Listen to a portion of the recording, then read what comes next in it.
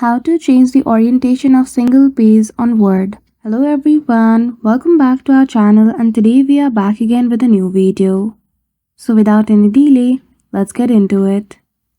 For that, firstly open MS Word application on your device. Then after create multiple pages on MS Word document. Simply write anything on the first page and click on break page. Then after, to see all the pages on your document, minimize the size of your document at the bottom right corner. Simply click on minus beside the percentage and as you can see the both pages here. Now to change the orientation, click on the first page, go to page layout and choose the option of break. Click on the drop down menu and go to next page.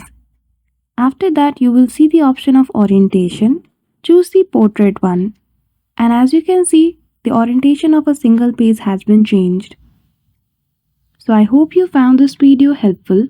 If you did, don't forget to give it a thumbs up and subscribe to our channel for such tutorial. Thank you for watching till the end.